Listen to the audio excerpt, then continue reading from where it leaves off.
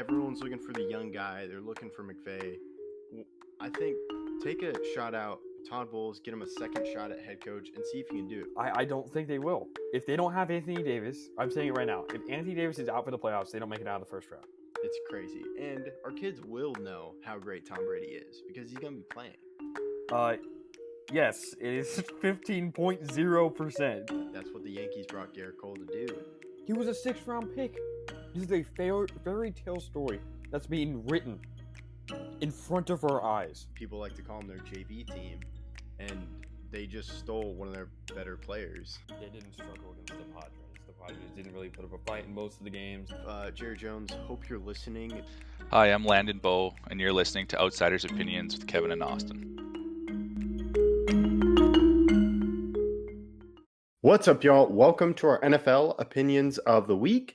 I'm Kevin, and I'm joined by the man who a couple of his former players are on this team, the Jets, Austin. Yeah, this is I don't know what's going to happen. I don't know, because I do think that they have the pieces if they could figure it out and Rodgers could come back to his prime self and maybe not the best version of himself, but very good. Adams looked incredibly good against the Texans. The Texans are a good team. I don't understand how you beat the Texans and then last week you lose to the Patriots. I don't really understand that, because even though people are saying the Texans are maybe not the best, now they're 6-3, not the best 6-3 team in the world. Well, I know they're better than the Patriots, right? So I don't know why. Do you think it's a learning growth with a new coach, or do you think that Davante Adams has finally found himself in a good situation now with the Jets after a couple weeks, or do you think they can turn this around? I think if they get a 10-7 record, or if they lose one game from the rest of the season, go 10-7, I think they'd have a shot at making the playoffs. So do you think they can turn it around? It's tough because you mentioned they have a lot of good pieces, and maybe it was a learning curve with the new coach. But my problem with the Jets is their offense just seems to be struggling. They did score 3 touchdowns last night against the Texans. And they should have scored 4. I don't know if you watched the game. Did you watch the game? No, I missed. Malachi Corley had it was supposed to be a 19-yard rushing touchdown, but right before the end zone, no one is on him, and he dropped it out, and it became a touchback. So I'm going to give the offense credit for 4 touchdowns, because they should have had 4, but they just had one of their rookies make a stupid mistake. Yeah, so I think the only thing that is keeping me from saying turn it around is their offense, which is surprising because they just traded for Davante Adams. You have Garrett Wilson, who had a fantastic catch last night as we are recording this. But my problem is this just seems like an offense that's stuck in 09, and it's because of that's what Rodgers wants, and he's not playing up to what they expected him. They're stuck in 09 if they get performances like they did against the Texans, right? It just, can they do what they want to do? Or are they just going to be bad? I mean, their O-line has not been great. They've had a lot of injuries, and just besides that, they haven't been great. Tyron Smith's really struggled. The team is just, it's weird because they have so many great players, so many name brand players that you think they can't turn around. Do you think this team? So they're 3-6, right? They're 3-6. Yeah. Let me double check, but yes. I believe they're 3-6. Yes, they are 3-6, and they are second in the AFC East. Yeah.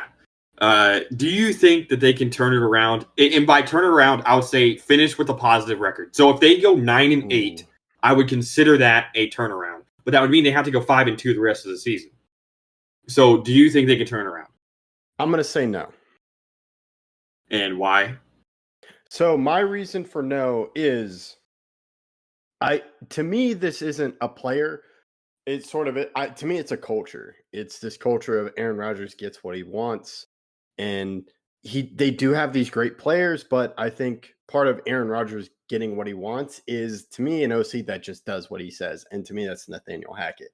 We saw Nathaniel Hackett. The only time we've seen Nathaniel Hackett with a good We only have seen Nathaniel Hackett with Aaron Rodgers with the Broncos, who had a worse score ratio with Russell Wilson than Drew Lock. That's the only time we have seen it, and that to me questions Nathaniel Hackett's ability as an OC. He was in Green Bay, but to me that's a lot of LaFleur's offense, and he's a guy controlling that. So to me, I view Nathaniel Hackett as sort of how we've talked about Josh McDaniels with Tom Brady. It's Tom Brady going, no, I want this, not this. It's just that it's a little bit of a different situation, obviously, than with Brady, because with Brady and McDaniels, they won 3 Super Bowls. Yeah. And to me, that offense adapted a little bit, and Brady was willing to adapt his offense a little bit when he went to Tampa Bay. It wasn't, to me, Rodgers is stuck in his ways, and no one's really telling him no. I think Robert Saleh wanted to get rid of Nathaniel Hackett, which to me would be telling Rodgers no, and Robert Saleh got fired. So to me, there's a culture of the Jets that I think is harming them in games, and they're not prepared for games with like the Patriots. The Patriots we talked about, no one really expects them to be good. They're not really a good team. You expect a lot with the Texans, so you kind of view of, okay, we're up for this game, and then low. And to me, that relies on your head coach, and he is a new head coach. And to me, Rodgers is sort of the leader of that team, and he's not doing great as a leader. Okay, I think that makes sense. I definitely think they could turn it around just because they just need to play better, and their schedule isn't too difficult. It's not impossible for them to get some games. It's just the fact that they've lost against the Patriots. That's what really, really is hurting them so far. Next week they have a bye. Then week 11 they play Cardinals, and then they play Colts, and then they play Seahawks, Dolphins, Jaguars, Rams, Bills, Dolphins. So to go 5-2, I think they could beat the Colts. They benched their QB. I think that they could definitely do that. The Jets is going to be a tough one. I think they can also beat the Cardinals. The Cardinals have not had the greatest season in the world. But it's really the games you can lose. You can lose to the Bills, and you can lose once to the Dolphins, or you could beat the Dolphins twice and lose to the Seahawks. But the Seahawks game is at New York, so that's probably not the game you'd want to lose. It'd probably be at Bills and at Dolphins are the games you'd want to lose and win the rest of them. That's a tough task. I'm going to say that they can't. I think that they'll be close. I think they'll finish the year 8-9. Okay. So we both have them finishing below 500. We'll just have to see. To me, it's the culture because they have the players like you talked about.